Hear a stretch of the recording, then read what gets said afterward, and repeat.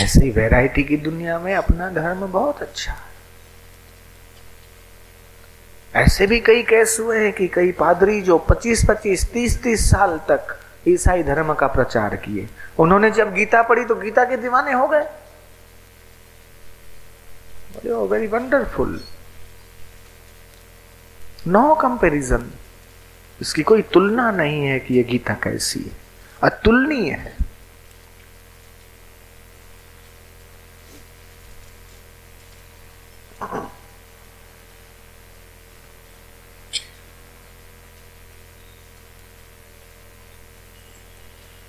तो भारत का आयुर्वेद अद्वितीय है।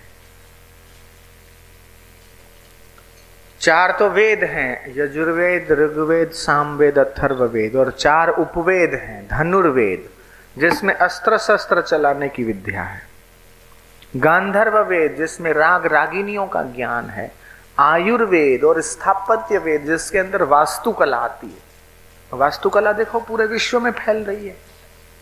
अग्निकोण में आपकी रसोई होनी चाहिए, लाइट का मीटर होना चाहिए, यज्ञशाला होना चाहिए, ईशान कोण में ट्यूबवेल कुआं होना चाहिए, पानी की टंकी होनी चाहिए, भजन ध्यान या पूजा का स्थान होना चाहिए, वायव्य कोने में पार्किंग होना चाहिए, नैऋत्य कोने में लेट्रिन बाथरूम होना चाहिए, ये सब ब्रह्म स्थान खुला होना चाहिए।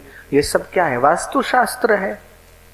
जो लोग अपने अपने घरों को वास्तुशास्त्र के अनुसार बनाते हैं या पहले से ही ख्याल रखते हैं, उनका घर का वातावरण अच्छा रहता है। एकदम बंद बंद कमरे ठीक नहीं है। एकदम बंद करके जो लोग सोते हैं ना रात को, खिड़कियां कमरे एकदम बंद करके सोएंगे, सफोकेशन होता है, बीमारी होने का खतरा रहता है। एक बार बापूजी ने मुझे बहुत डांटा था। मेरे कमरे में आए, देखा सब खिड़कियां बंद है, सब दरवाजे बंद हैं। बापूजी सामने के कमरे में थे, हम इस कमरे में थे। आके बापूजी ने खुद खिड़की खोली। अभी अभी चित्रकूट की बात है। तो थोड़ा खुला होना चाहिए, बाहर की शुद्ध हवा हमारे कमरे में आनी जानी चाहिए। हम लोग वही की वही हवामान में रहते हैं तो कुंठित हो जाती है बुद्धि, हवामान भी कुंठित हो जाता है। फिर जो शुभ विचार, नए विचार जो आने चाहिए नहीं आते। बातें छोटी छोटी है। ऐसे ही सोए तो पूर्व दिशा की ओर अथवा दक्षिण दिशा की ओर सिर करके सोए। ऐसा नहीं जहां मर्जी पड़े बस शक्कर की बोरी की नाई गिर गए बिस्तर पे। ठीक से भोजन करने से पहले पैर गीले होने चाहिए, पैर धो के, हाथ धो के फिर भोजन करो। लघु शंका करने के बाद आंखों को, कानों को पानी का स्पर्श करो।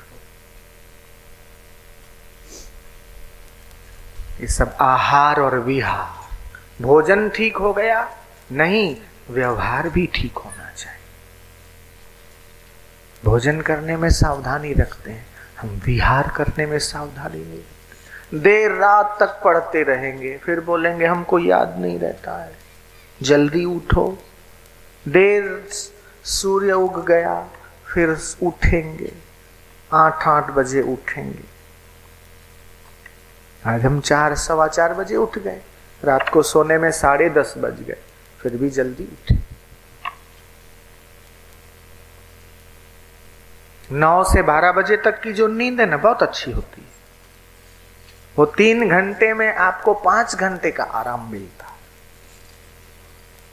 10 बजे सो, 11 बजे सो तो फिर 5 घंटे सोना पड़ता। 12 बजे के बाद सो तो 7 घंटे सोना पड़ेगा, तब जाके वो आराम मिलेगा। हमने देखा बड़े बड़े उद्योगपति हैं, बड़े बड़े बिजनेसमैन जो अपने जिंदगी में और अपने बिजनेस में सक्सेस हैं, वे लोग जल्दी उठ के घूमते हैं। उस समय पूरे अपने बिजनेस के फैसले करते हैं। घूमेंगे, चिंतन करेंगे, घूमेंगे, चिंतन करेंगे। कई लोग पैदल चलते जाते हैं, बक बक बक बक बक बक करते जाते हैं, बोलते हुए चलते हैं, तो जीवन शक्ति का ह्रास होता है। मौन रखकर चलो, चुप रहकर। जहां तक हो सके संध्या के समय भोजन मत करो। शयन मत करो, संसारी व्यवहार मत करो। ये जीवन को तेजस्वी बनाने के शास्त्रीय उपाय है। माइयां फरियाद करती है, ऐसा तो क्या दुकान टाइम से खाते नहीं हो, दुकान पे बैठे हैं, दुकान पे बैठे हैं। अरे धन किसके लिए है? जिस भोजन को बने हुए 3 घंटे हो गए हों वो भोजन तामसी हो जाता है। समय से उठो, समय से खाओ, समय से पियो, समय से। 2 चीजें हैं ना, भोग और संग्रह। धन इकट्ठा करते हैं क्यों? बढ़िया बढ़िया भोग भोगेंगे। राम सुखदास जी ने कहा कि ऐसे मूर्ख हो गए कि संग्रह के पीछे लग गए, भोग भोगने का ही टाइम नहीं है। ऐसे लोगों को क्या कहोगे? त्याग तो नहीं कर सके तो भोग करते हैं, तो भोग नहीं भोगते हैं। अब क्या करते हैं? भोग भोगने के लिए तैयार है, संग्रह के पीछे पड़ गए, और जमा हो जाए, और जमा हो जाए, और जमा हो जाए। भगवान कब जीरो को हीरो बना दे वो तो भगवान ही जानता है भाई। सबसे बढ़िया में बढ़िया धन क्या है? धनवान किसे कहेंगे और दरिद्र किसे कहेंगे? आद्य शंकराचार्य ने मणिरत्नमाला नामक एक ग्रंथ बनाया है, उसमें प्रश्नोत्तर है। दरिद्र कौन? को वा दरिद्रो, ये प्रश्न है। तो उसके उत्तर में कहा यस्य विशाल तृष्णा, कि जिसकी तृष्णाओं का अंत नहीं है। को वा दरिद्रो, जिसके पास लाख है उसको 10 लाख की भूख है, जिसके पास करोड़ है उसको 10 करोड़ की भूख है, 10 करोड़ को 100 करोड़ की भूख है। तो भूख तो एक जैसी है ना।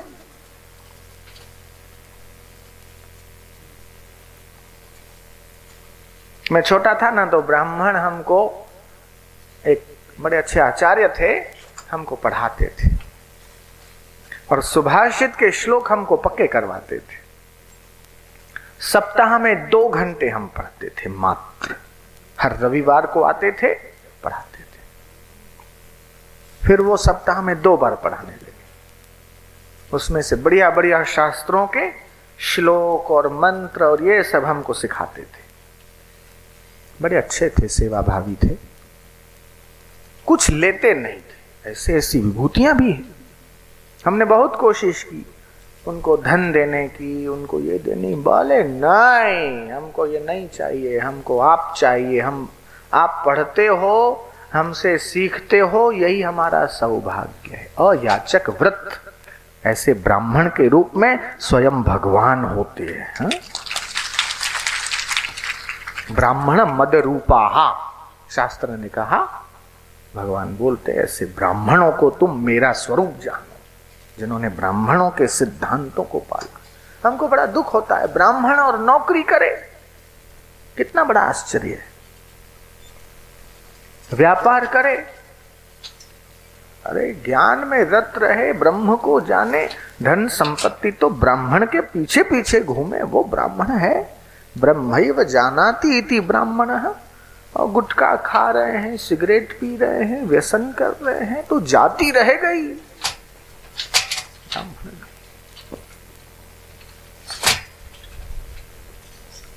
लेकिन कई ब्राह्मण सत्संग में आकर बदल गए, ये भी है। अपने धर्म में तो पवित्र करने की अद्वितीय व्यवस्था है। अमुक अमुक धर्मों में तुमने बुरा काम किया तो तुमको अब तुम्हारी शुद्धि नहीं होगी, तुमको हमारे संप्रदाय से हम बाहर निकाल देंगे, तुमने ऐसा काम कर दिया, जाओ, ऐसी नियम है। लेकिन अपने धर्म में ऐसा नहीं। अगर वो स्वीकार कर ले कि हमने गलती किया है, पाप किया है, दोष किया, एक बार किया, दूसरी बार नहीं करेंगे, ऐसा व्रत ले लेता है, तो वो प्रायश्चित है। गलती का प्रायश्चित क्या? कि किया हुआ गलती दूसरी बार न करो, यही उसका प्रायश्चित है।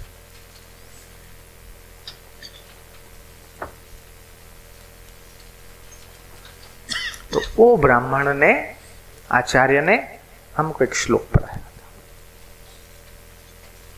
सर्पः पिबन्ति पवनम न च दुर्बलास्ते, कि सर्प पवन पीते हैं, देखिए दुर्बल नहीं होते हैं। शुष्कैस्तृणैर्वनगजा बलिनो भवन्ति, हाथी क्या खाता है? सूखे पत्ते खाता है, जंगल के पत्ते सूखे हरे थोड़े खाके और बलवान हो रहा है। कंदैर फलैर मुनिवरा क्षपयन्ति कालम, और ऋषि मुनि लोग कंद मूल फल खाके पूरी जिंदगी काट लेते थे। संतोष एव पुरुषस्य परम निधानम, कि जो है जो मिला है उसमें आनंदित रहो। एक ऐसे फकीर थे, अलख के औलिया हैं, बैठे थे किसी पेड़ के नीचे।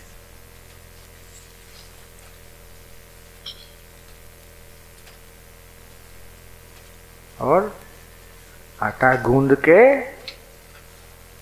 उसको गोल करके फिर उसको वो आग में डाल देते ना।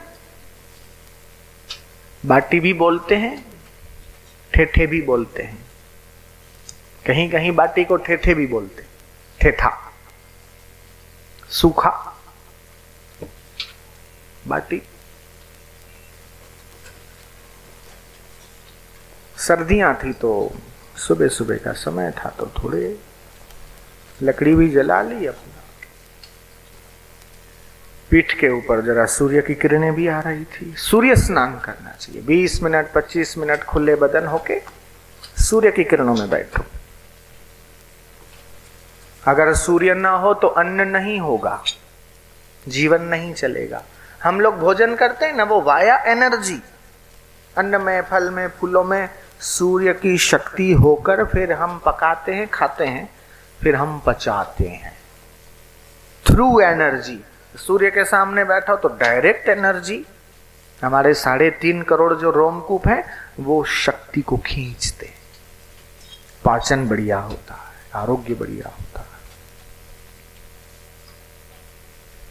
बापू जी कई बार लेते हैं, कम से कम वस्त्र रखे और सूर्य के आगे पहले सीधे बैठे फिर उल्टे होकर बैठे, ऐसे 20 मिनट 40 मिनट बहुत हो गए। सुबह 8 से लेकर 10 बजे तक अच्छा समय होता है, शाम को 4 से लेकर 6 तक। एक बार शिव जी पार्वती से कहते थे कि ऐसे ऐसे महापुरुष हैं जिनके आगे ऐश्वर्य फीका है, ऐसों को राजा नहीं महाराजा कहते हैं। ऐसों के दर्शन करने का हमें भी उत्साह रहता है। बोले आप तो महादेव हो, आपको ऐसों के दर्शन करने का आनंद आता है? बोले हाँ पार्वती। तो बोले मौका पड़े तो हम भी दर्शन करेंगे। बोले ठीक। एक बार मौका देखकर शिव जी ने कहा चलो चलते हैं मृत्यु लोक में। शिवलोक से शिव और पार्वती दोनों मृत्यु लोक में आए। घूमते घूमते ठीक उसी जगह पर पहुंचे जहां वो पेड़ के नीचे फकीर आग सेक रहे थे और 2-4 ठेठे पक रहे थे। भेष बदल लिया दोनों ने। भिक्षाम देही। वो फकीर ने मुड़कर देखा, कौन? देखते ही पहचान गए कि ये तो शिव जी है, लेकिन हैं तो हैं। वो अपने बैठे थे। भिक्षाम देही। आग में से 2 ठेठे निकाले और पीछे मुड़ के उनके पात्र में बोले भिक्षा के बदले में क्या चाहिए? बोले कुछ नहीं। बोले जो चाहिए मांग लो, हम सब कुछ दे सकते। बोले दे देकर आप क्या दे दोगे? बोले जो चाहिए वो।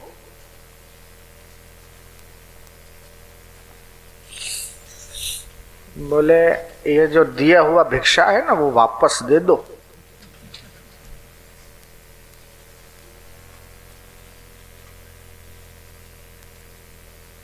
बोले क्यों? बोले आप दे दे के तो क्या दे दोगे, आपके पास है क्या? एक तो ये लोक है और दूसरा परलोक है। मेरे ये दो ठेठे इतने सस्ते नहीं है कि ये दोनों लोकों में बिक जावे, दे दो, वापस दे दो।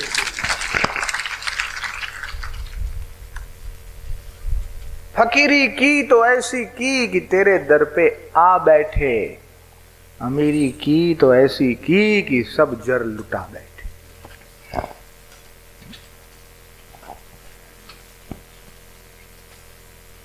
पूरे हैं वही मर्द जो हर हाल में खुश हैं। स्वामी रामतीर्थ बड़े गजब के संत, ऐसे संत हुए हैं क्या। उनका साहित्य भी गजब का है। बापू को बहुत अच्छा लगता है रामतीर्थ का साहित्य। हम पढ़ते थे ना स्वामी रामतीर्थ का साहित्य,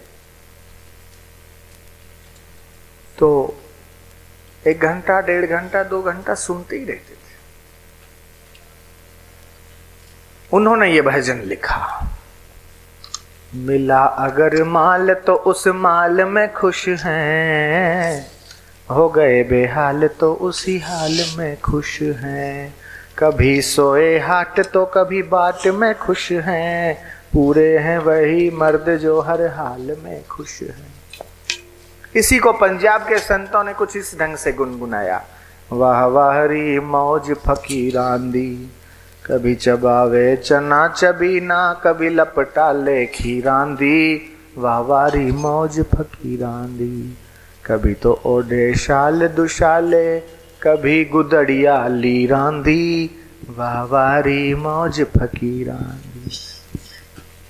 9 ग्रह होते हैं, उतना नुकसान नहीं करते, लेकिन व्यक्ति का जो दुराग्रह होता है ना, वो ज्यादा नुकसान करता।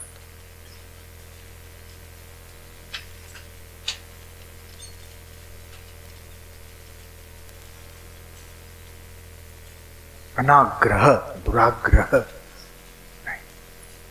सहज, गीता ने कहा सहजम कर्म कौन्तेय। रोटी बनाएंगे तो रोटी कच्ची रख देंगे, पापड़ जलाएंगे तो पापड़ जला देंगे या तो कच्चा रख देंगे। अरे मैया, तू पापड़ ठीक से नहीं सेक सकती, रोटी ठीक नहीं बना सकती, माड़ा क्या ठीक घुमाएगी? अधिक नमक डाल दिया, अधिक मिर्ची डाल दी, खारा बना दिया, खट्टा बना दिया, तीखा बना दिया, ठीक बनाओ, फर्स्ट क्लास। व्यवहार में अगर आप सफल हो तो परमार्थ में भी आप सफल बनोगे। व्यवहार में सफल नहीं हो तो परमार्थ में क्या सफल बनोगे? गीता ने कहा योगः कर्मसु कौशलम, अपने अपने कर्म में जो कुशलता है वो योग है। पढ़ो तो ऐसा ठीक से पढ़ो कि तुम अलग न रहो, तुम पढ़ना हो जाओ। ध्यान करो तो ऐसे करो कि तुम ध्यान हो जाओ। सत्संग सुनो तो ऐसे सुनो कि तुम सत्संग हो जाओ। ऐसी एकाग्रता से सुनो, आपके कर्म ही आपकी पूजा हो जाए।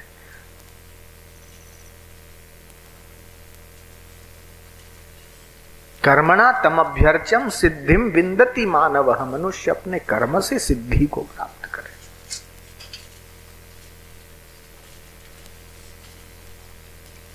ऐसा नहीं कि सत्संग सुनने से केवल